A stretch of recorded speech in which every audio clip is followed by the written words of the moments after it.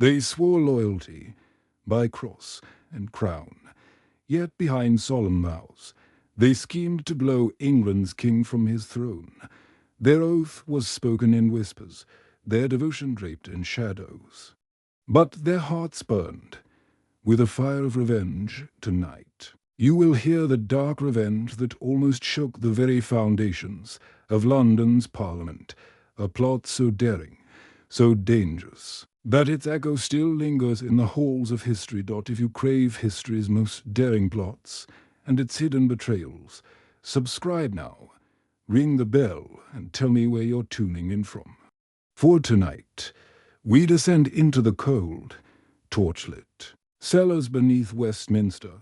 There, a handful of men stoked not only gunpowder, but rage, faith, and vengeance, ready to strike the spark that nearly tore a kingdom apart. A crown divided, James I and Catholic discontent when Queen Elizabeth I breathed her last in 1603. England braced for change. Her successor, James VI of Scotland, claimed the English throne as James I uniting to crowns, but also to nations. Resentments, Elizabeth's reign, toward its end, had grown harsher on Catholics. Recusants fined, priests hunted, mass outlawed. Catholic nobles once tolerated now watched in silence as their estates were seized, their churches shuttered, their children taken as hostages to guarantee obedience.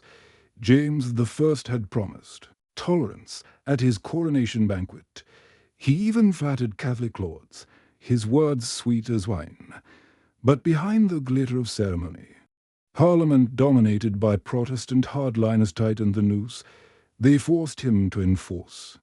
Every anti-Catholic statute still inked on the books. By 1605, the list of torments was clear: penal fines, 20 shillings weekly for refusing Anglican services, enough to bankrupt even wealthy recusant gentry, prison and torture suspected priests branded traitors.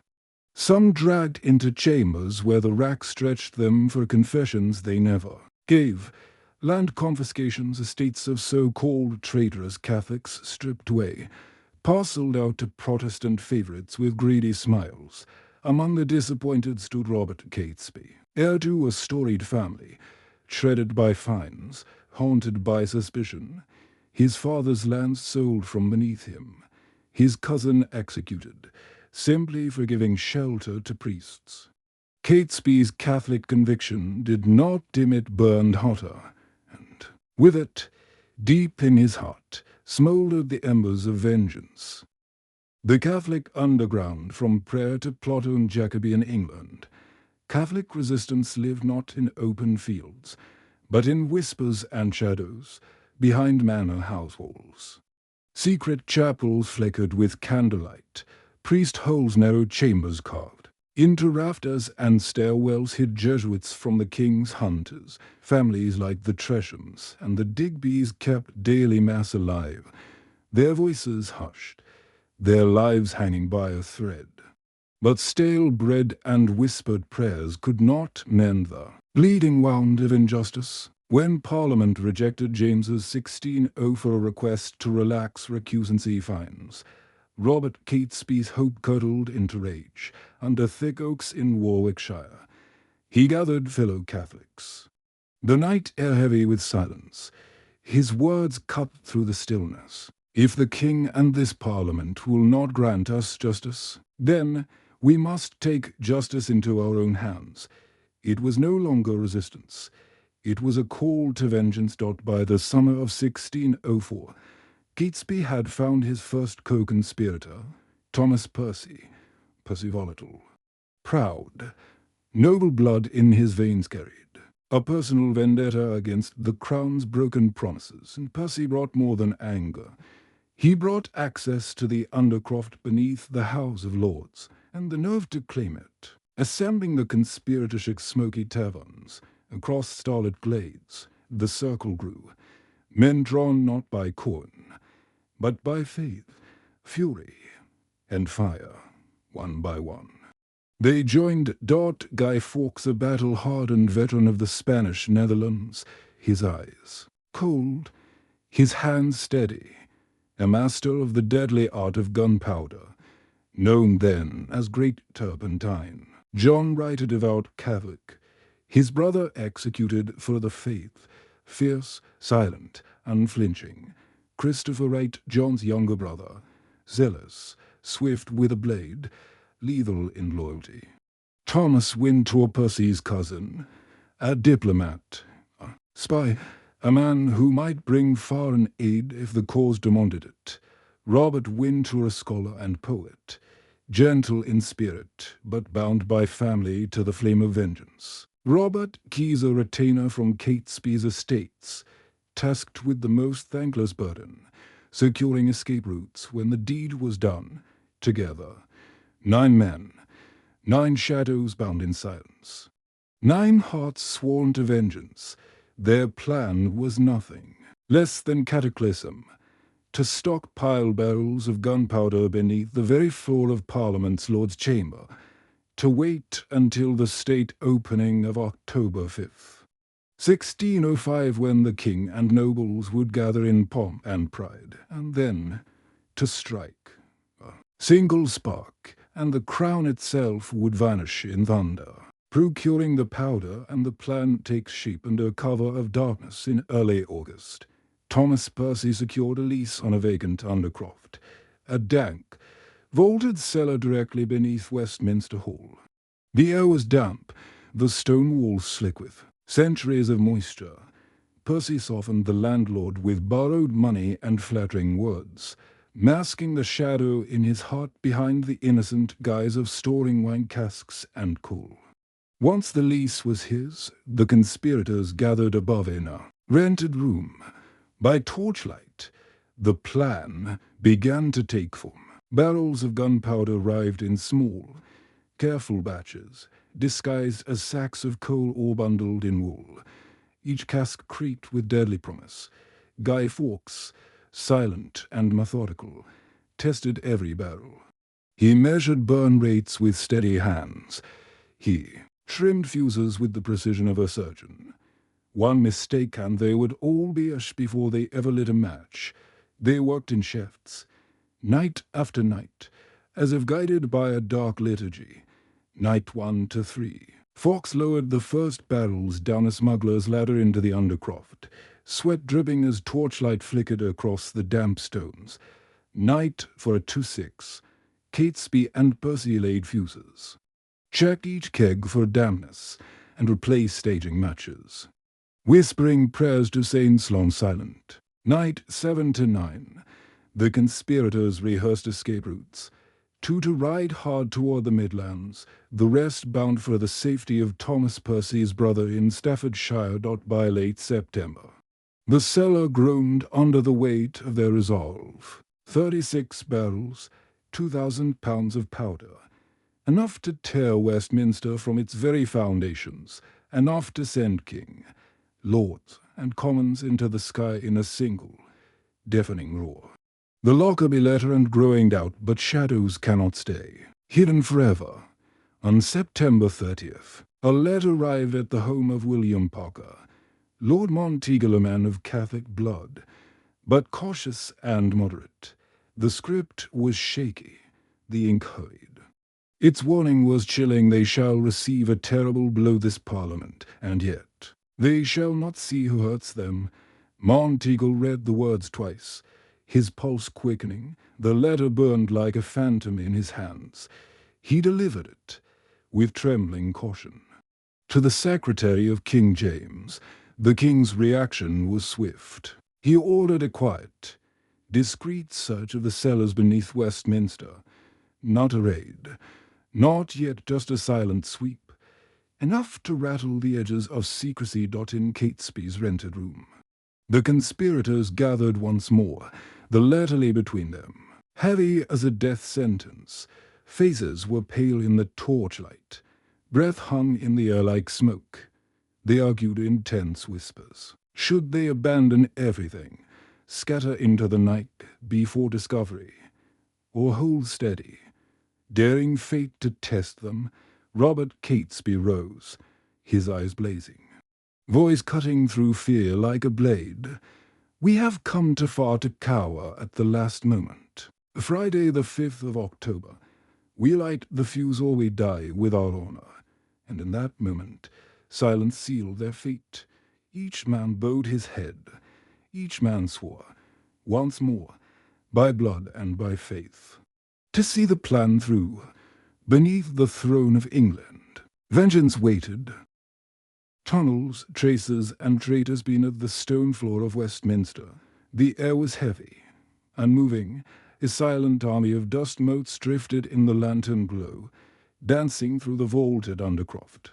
Here in this cellar least under false pretenses, the gunpowder plotters prepared the strike that would shake a kingdom.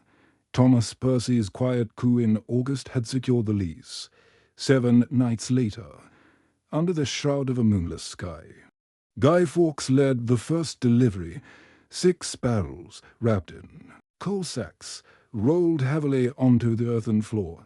Sentries, dulled by routine, barely looked up as the deadly cargo passed. Fawkes's steel-rimmed boots whispered over cold flagstones as he knelt, tracing the seams of each cask, every barrel sealed tight, waiting for the spark that would change history. Over the following fortnight, their work became a grim ritual. Beneath the flicker of lanterns, 30 more barrels were brought down, row by row, laid beneath the very chamber where king and nobles would soon stand. Catesby and Percy paced above, mapping the timbers of the Lord's chamber, dropping plumb lines to mark the spot. By day, they bent low over the powder, melting wax over fused joints, testing for a damp, replacing matches with fresh wicks. Every sound seemed louder than it was. Every creak from above made their hearts lurch. Unity was found only in secrecy. In Catesby's rented parlour, with shutters sealed tight, they gathered round a pewter pot of ale. No laughter, no idle talk, only grim faces, their eyes heavy with resolve. John Wright paced in tight circles, fists clenched. Robert Wintour sat at the table, tracing escape routes with a shaking finger over the parchment map of Staffordshire's rolling hills. Then came the slip. October 1st, in the grey light before dawn, a drunken stable hand from St. James's stable house stumbled into the lane. His bleary eyes caught sight of a heavy barrel being hauled past. His startled cry echoed down the street. The conspirators, froze faces as pale as the fog before melting into the darkness, their coal-stained coats blending into shadow. The gods writhed minutes too late. But from that night on, every scrape of a boot, every settling beam overhead, thundered in their ears like a warning dot as October 4th bled into October 5th. Guy Fawkes took charge of the watch. Cloaked in a threadbare mantle, lantern in hand, he descended. The narrow stair. The undercroft smelled of damp earth and powder so thick it seemed to cling to his skin. He moved with careful precision, ranging the barrels in neat rows, testing each fuse at one end.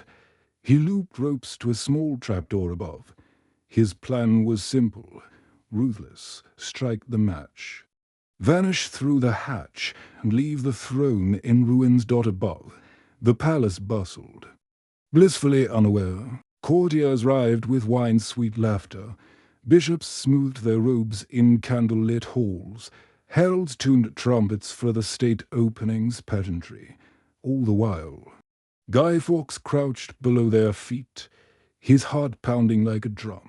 In his chest, just before dawn, he set the final fuse.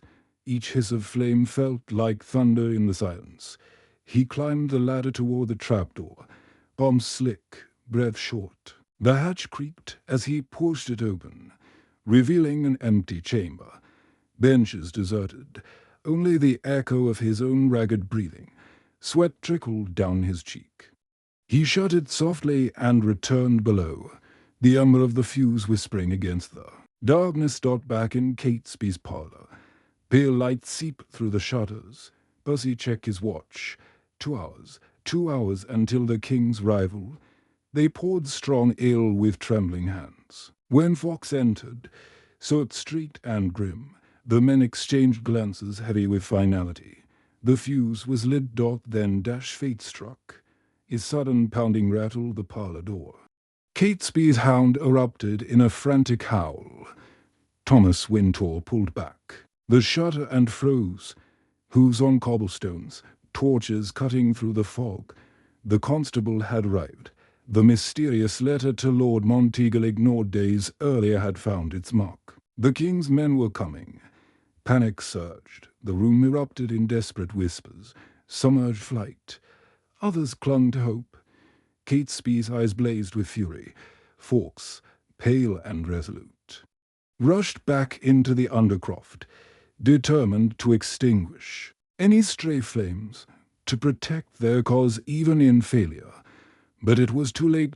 As dawn broke, Sir Thomas Knivett led the search. The trapdoor creaked open, and torches flooded the cellar. Soldiers stared in stunned silence at the rows of barrels, powder, fuses, lanterns, the breath of treason. Laid bare, Guy Fawkes stood among them, cloak heavy with soot, his face carved. With defiance, he made no plea. He offered no excuse. He was seized, shackled, dragged into the street as church bells pealed alarm and shouts filled the air. Catesby's band splintered. Some fled west toward Ashby St. Ledgers, others rode north. For Holbeck House, their hearts heavy with the weight of failure. But their vengeance so carefully tended, so fiercely sworn, collapsed in a single morning of betrayal and panic. No roar of thunder shook Westminster that day. No fire consumed the king, instead. Their dream of vengeance was smothered in smoke before the match ever caught flame.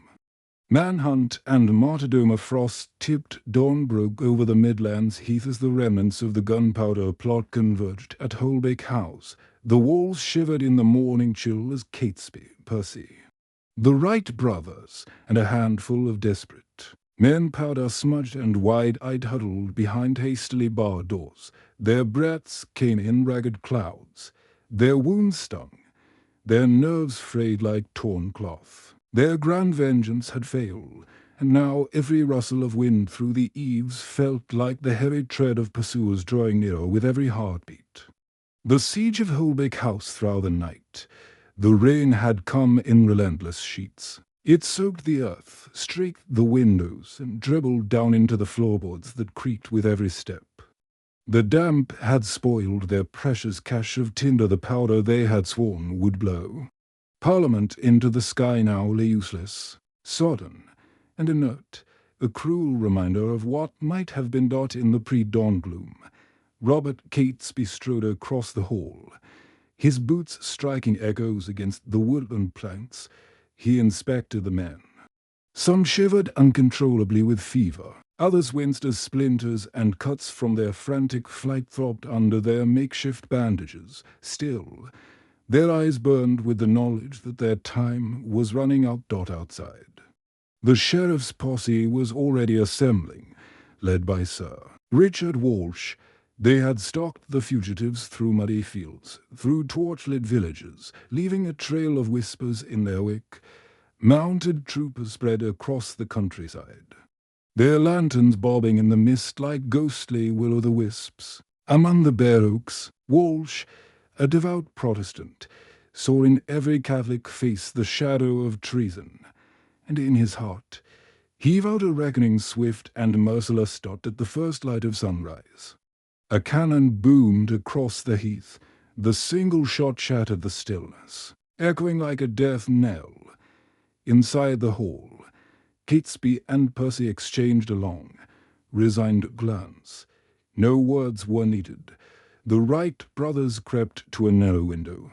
Muskets trembling in their hands, their shots rang out, splintering carts down. The lane, the acrid smoke curling upward in the cold air. The sheriff's men answered instantly. Arquebus fired. Bullets tore into the timbered walls, spraying wood chips into the room. A beam overhead groaned under the assault. Percy staggered as a ball ripped through his sleeve. Crimson blooming across his forearm, he pressed a silk handkerchief to the wound, his lips pale, his jaw clenched against the pain. Realizing the forsaken house could not hold, Catesby gave the signal. The retreat was grim, desperate. Under the cover of returning fire, the plotters slipped out through the back, plunging into the marshland. The wet mire sucked greedily at their boots, while the drifting morning mist swallowed their fleeing shapes. But only a few would find escape. The final confrontation and Christopherite, separated from their companions, stumbled into a ruined barn, its roof sagging, its timbers blackened with age. Breathless, they turned to face the door. The crash came swiftly. Troopers burst inside, weapons raised. Christopher met them first. A pike drove into his chest, the force wrenching the air from his lungs. He collapsed, blood pooling as he gasped for a breath that would never return. John, his eyes wild, let out a furious cry. Like a cornered wolf, he fired pistol after pistol, smoke choking the rafters, sparks spitting with every shot. The last cartridge spent, he swung the empty weapon as soldiers surged in. He was dragged down only when the barn groaned beneath. The press of steel. Elsewhere, Robert Catesby and Thomas Percy lay low in a roadside ditch. Mud smeared their faces. Blood ran from Catesby's thigh where a saber had torn him. The world seemed to blur, but his voice was steady as he turned to his companion. "If we die this day," he whispered through gritted teeth, "let it be for God and the true faith." There was no hesitation. With a final cry, the two men charged. From the ditch, blades flashing in the weak morning light, pike points thrust forward, steel clashed. Percy's final prayer was cut short in a gasp. Catesby's howl tore through the air, echoing across the heath then stilled. The vengeance they had sworn was buried there in the mud, their blood soaking into the earth of a land that would remember them not as victors, but as traitors, martyrs, and shadows of a dream that burned too fiercely to endure. Guy Fawkes and the question of torture meanwhile.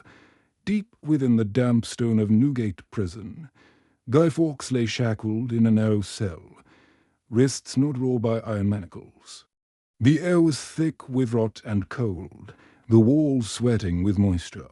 The king's orders were absolute: extract every confession, by any means necessary. For agonizing days, the rack creaked beneath him. Each slow turn stretched his body beyond endurance, joints tearing, muscles screaming. Yet, even as pain splintered through his frame, he refused to betray his brothers in the plot. Teeth clenched, eyes blazing through the haze of agony, he gave them nothing but silence. Under the blade of interrogation, Fawkes revealed only his name. He claimed sole responsibility for the gunpowder, shouldering the weight of the conspiracy alone. His defiance unsettled even the most hardened interrogators. At surmise, King James himself came to see the man who had nearly destroyed his throne. The king studied the gaunt figure, his body broken yet spirit unbowed, and, with a mix of admiration and dismay, James is said to have nodded softly, "You are a man of courage." Pity it serves so dark a purpose. The public executions in January 31, 1606, the final act of the Gunpowder Plot unfolded beneath the grey skies of London. Westminster Hall's scaffold was draped in black, looming like a gallows of judgment over the gathered city. An estimated 30,000 Londoners jammed the cobbled streets, women in muffled hoods clutching, children, men craning for a glimpse, noble lords wrapped in velvet cloaks. Every face was drawn tight, a mixture of dread and anticipation. The Wright brothers, Robert Keyes and Thomas Wintour, were led first to the scaffold. Chains clanked with each step. Their final prayers and defiant oaths were drowned in the roar of the mob. One by one, they were hanged until the breath nearly left them, then cut down, drawn, and quartered, their limbs severed, their entrails burned before the crowd. The stench of smoke and blood hung heavy, a grotesque warning etched into the memory of all who watched. Then came Guy Fawkes, thinner now from weeks of torture. He could barely stand. His face was pale, his frame trembling as the noose slid over his neck. But in those final moments, the fire had not left him. With a last surge of strength, he leapt from the scaffold before the executioner could complete the grisly sentence. The crowd gasped as his neck snapped clean, sparing him the mutilation that awaited. For a heartbeat, there was silence. Then a swell of cheers rippled through the sea of onlookers. From the tower, surviving relatives of Robert Catesby were forced to watch. Their cries carried across the chill winter air as Fawkes's body swung in the breeze, a grim silhouette against the pale January sky. Martyrdom and memory of death was not the end. Even as their bodies were scattered, the memory of the conspirators refused to die. In shadowed corners and candlelit chapels, secret poems circulated, words whispered of Robert Catesby and Guy Fawkes as martyrs, not traitors, but men of conscience. Quiet prayers included a phrase that lingered through the centuries: "Remember, remember," on November 5th, in hidden defiance of royal edicts. Catholics lit small fires, flickering flames against the darkness, each blaze a quiet act of rebellion. Each ember vowed that their struggle would not be forgotten. Ballads of the Gunpowder Plot slipped hand to hand, sung in hushed voices. And though bonfires across England celebrated the king's deliverance, an undercurrent flowed beneath an unspoken sympathy for the men who had gambled everything in the name of faith and vengeance. Their story transformed over time, shifting from the shame of traitors to the tragedy of martyrs, a lasting reminder of the peril when faith is denied and promises broken. Legacy of vengeance when the smoke of Holbeck House had cleared, and the blood-soaked scaffolds at Westminster were scrubbed clean of gore, England stood forever changed. The gunpowder treason had never ignited yet, its shadow smouldered. Across the kingdom, every law, every sermon, every flickering bonfire flame carried its echo. A plot that failed in fire succeeded in shaping a nation's fear, parliamentary retribution, and the penal coda. In the months that followed the executions, Parliament acted with grim, unyielding resolve, determined to smother any future Catholic remedy. They tightened the chains of law around the recusant minority. On November 9, 1606, the observance of the 5th of November Act was passed. It declared that the day of the king's deliverance would be honored forever with public thanksgiving, and that no subject could absent themselves without consequence. In bustling market squares, town criers lifted their voices over the crowd, reading aloud the decree: "All subjects shall repair to their parish church on this day. All recusants shall suffer a double fine." The punishment was not in whispers, but in thunder. Catholics already driven into the shadows were dragged further down. Homes once safe grew perilous under renewed surveillance. Privacy gave way to mandatory oaths of allegiance. Harboring a priest became not an act of devotion, but a sentence of death. Estates were confiscated. Children torn from Catholic households and placed in Protestant schools, their faith scrubbed away under stern instruction. Ironically, the plot's failure brought more suffering than its success ever could have. The rulers of England secured not only their statute books, but the very conscience of their people against the fear of popish plots. Spectacle and spectre, bonfire night emerged a sight among the common folk. Memory took on a life of its own. By 1607, towns and villages across England kindled bonfires on November 5th. At first, the flames were lit to celebrate deliverance, to give thanks that the king had been spared. But the fires grew into something darker, Something louder, effigies of Guy Fawkes, often called Guido in local folklore, were stuffed with straw, hoisted high and set ablaze. Children roamed the streets shouting, "Penny for the Guy," their pockets jingling with coins to buy fireworks. The night crackled with the blaze of firecrackers, and the sting of ill-dotted was both joy and menace, for though the revellers cheered the crown, in hushed corners sympathy lingered among recusant families in hidden parlours. Whispers recalled Robert Catesby's oath. They remembered Guy Fawkes's stoic silence beneath torture, his refusal to betray his brothers. To them, the flames that consumed his effigy were not just condemnation, they were a reminder that true faith often demanded sacrifice, even if necessary. In defiance of the crown itself, cultural reverberations and literary echo as the Gunpowder Plot did not die with its conspirators. It bled into words, into ink, into whispers that drifted through England for centuries. Pamphlets and sermons multiplied, some passed hand to hand. In shadowed alleys, others smuggled under cloaks after mass. Ballads were sung in defiance, their melodies carried by candlelight through hidden chapels. Remember, remember, the 5th of November. Gunpowder, treason, and plot.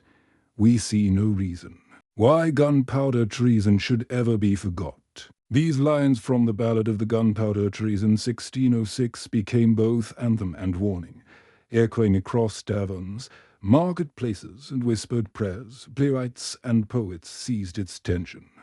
On stage, under torchlight, characters schemed beneath balconies, daggers glinting as kings muttered oaths of vengeance. Though Shakespeare himself never wrote of the plot, the very air of his contemporaries' tragedies dripped with its shadows. Allegory, betrayal, and loyalty wove themselves into England's drama like smoke curling through rafters. By the 18th century, the plot had become a weapon of words. Anti-Catholic tracts thundered against reform, conjuring visions of Rome's agents conspiring in cellars. Pamphleteers drew dark lines from Catesby's barrels to imagined plots centuries later, keeping the fear alive long after the embers of 1605 had cooled. Political aftershocks, fear and faction plots' ghost did not rest when James II, a Catholic, ascended the throne in 1685. Whispers of another gunpowder haunted every corridor. In the exclusion crisis of 1679 to 1681, and again during the Glorious Revolution of 1688, the spectre of treason was revived with sharpened claws. Whigs and Tories hurled accusations like daggers. Pamphlets blared that their rivals plotted in secret cellars, their ink thick with paranoia. Newspapers shouted headlines meant to chill the bone. Catesby's children at the door. Is London again in secret peril? The Gunpowder Plot had become more than a memory. It was a cudgel wielded by factions desperate to stain their enemies with treachery. Philosophical reflections on justice and revenge for centuries, thinkers have asked, was there justice in the plotter's vengeance? They saw themselves as God's instruments punishing a monarch who had broken promises, defending a faith-driven underground. Their course, to them, was holy, yet their plan was merciless. The explosion would not have spared the innocent. Women, children, servants, all gathered beneath the vaulted chamber for a ceremony. In the 19th century, philosophers like John Stuart Mill turned the plot into a warning. Resistance, he argued, may be born of righteousness, but when it takes the form of terror, it poisons. The very justice it seeks, the line between freedom fighter and terrorist, the Gunpowder Plot proved, is drawn thin as a fuse and once lit, it is nearly impossible to extinguish. Modern democracies still borrow this lesson.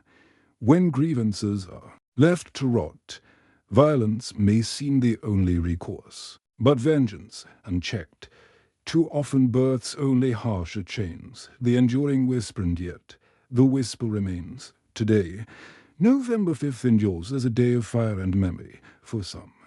It is celebration, bonfires blazing, fireworks cracking, children laughing in the glow of sparklers. For others, it is a quiet reminder of the cost of vengeance, how faith, when cornered, can burn too brightly. To fiercely dot in schools, children recite the rhyme, remember, remember. The 5th of November, their voices cheerful and aware of the blood and smoke behind the words.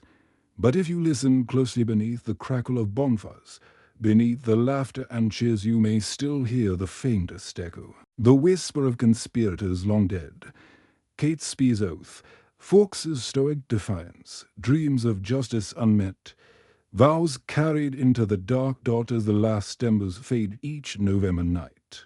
Remember this, the greatest revolutions do not always begin with armies.